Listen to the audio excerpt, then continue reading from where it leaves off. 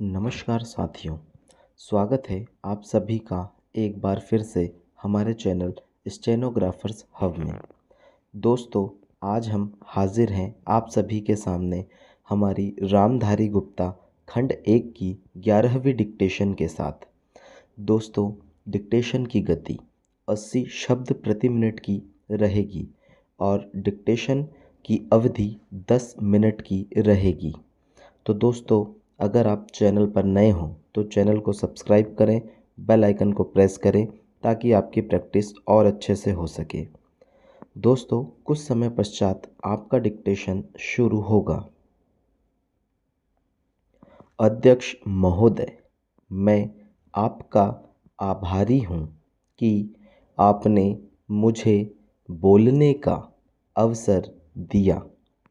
इस देश के वर्तमान भारी संकट के समय में और विशेष रूप से उस समय जबकि हम लड़ाई से अभी निवृत्त हुए हैं और आकाश में लड़ाई के बादल दूसरी तरफ से आने शुरू हुए हैं।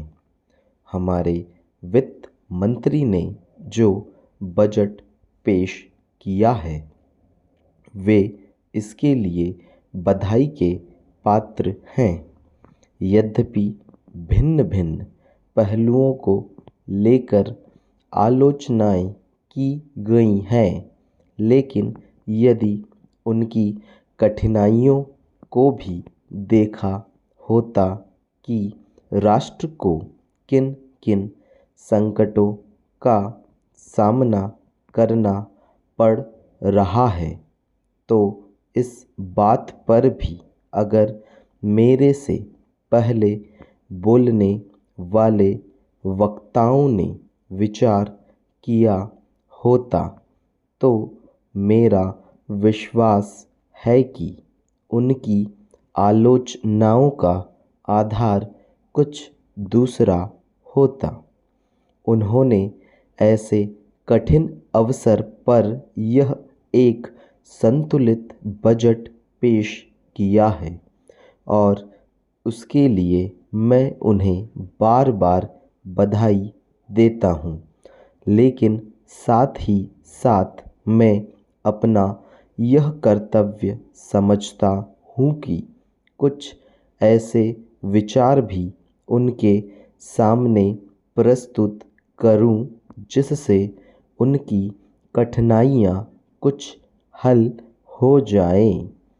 उदाहरण के रूप में विगत 2 वर्षों में लेखा जोखा कमेटी में बैठने के समय मुझे ऐसा अनुभव हुआ है कि इस देश में 2-3 इस प्रकार की त्रुटियां मौजूद हैं जिनको दूर करने के लिए, जिनकी जांच करने के लिए यदि कोई एक कमेटी या आयोग बिठा दिया जाए तो राष्ट्र को, राष्ट्र की सरकार को, राष्ट्र के विकास कार्यों को और राष्ट्र की रक्षा व्यवस्था के लिए करोड़ों नहीं अरबों की व्यवस्था फौरन हो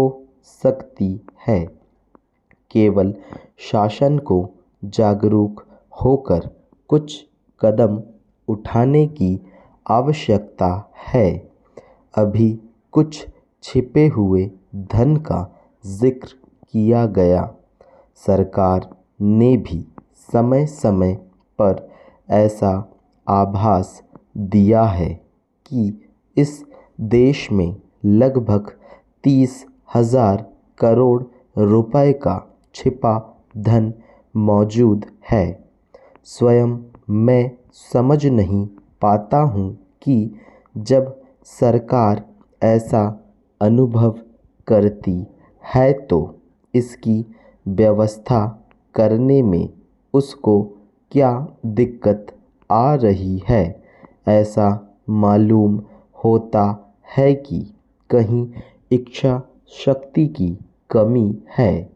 भारत की इस सरकार ने अपनी शक्ति का ठीक से उपयोग करके उस दुश्मन के दांत खट्टे किए जिसके कि ऊपर विश्व की शक्तिशाली और इंग्लैंड जैसी शक्तियों का अटूट सहारा था और जिसको कि उन्होंने हमारे विरुद्ध उकसाकर खड़ा किया था और अपना पूर्ण सहयोग दिया था।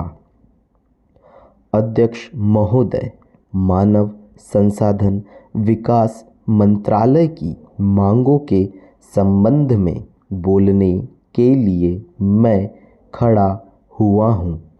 शिक्षा की पद्धति के बारे में, उसमें परिवर्तन लाने के बारे में, इस क्षेत्र में जो असफलता हाथ लगी है उसके बारे में अभी मेरे मित्र ने बहुत कुछ कहा है। दुर्भाग्य की बात यह है कि देश में सभी लोग यह मानते हैं कि शिक्षा में प्रगति नहीं हुई है। शिक्षा पद्धति में आमूलचूल परिवर्तन नहीं हुए हैं, लेकिन फिर भी इस दिशा में कुछ किया नहीं जाता है। ऐसा प्रतीत होता है कि इस विषय में कुछ भी करने की स्थिति में हम नहीं रहे हैं। स्थिति ज्यों की त्यों चली आ रही है। इतना होने पर भी शिक्षा की मद पर होने वाला जो खर्च है और जो उसके लिए धनराशि आवंटित की गई है वह भी बहुत थोड़ी है, लेकिन उस पर न जाकर मैं आपका ध्यान इस ओर दिलाना चाहता हूँ कि मर्ज बढ़ता ही गया। ज्यों-ज्यों दवा की वाली कहावत ही आज चरितार्थ हो रही है, जितने ज़्यादा आयोग और समितियाँ बैठी और जितनी ज़्यादा शिक्षा पद्धति के बारे में छानबीन की गई, उतनी ही ज़्यादा बीमारी बढ़ती गई। बीमारी का इलाज न होकर और भी खराबियां पैदा होती गईं। अभी मेरे माननीय मंत्री जी का ध्यान एक रिपोर्ट की तरफ दिलवाया था। इस तरह की बहुत सी रिपोर्टें हैं। अभी सदस्य महोदय भी एक रिपोर्ट का जिक्र कर रहे थे। रिपोर्ट तो बहुत सी प्रस्तुत हुई हैं, लेकिन मंत्रालय ने उस पर कभी कार्यान्वयन करने की दिशा में कोई कदम नहीं उठाया। अपनी इस हालत को उन्होंने इसी सदन में स्वयं स्वीकार किया है। अपनी विवशता को उन्होंने स्वयं यहाँ प्रकट किया है। इस विषय पर और अधिक न कहकर मैं आज के दिन मानव संसाधन विकास मंत्रालय का ध्यान दो विशेष विषयों की तरफ दिलाना चाहता हूँ। पहली बात तो मैं हिंदी के बारे में कहना चाहता हूँ।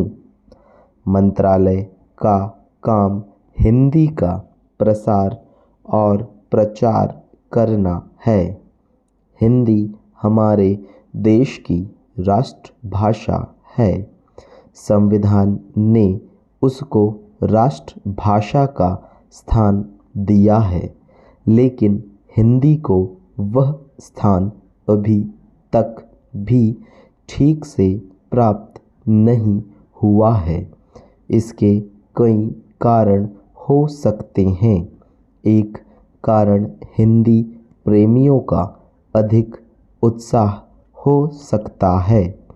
दूसरा, दलगत राजनीति से प्रभावित होकर राजनेताओं का भाषा के बारे में अपनाया गया दृष्टिकोण हो सकता है।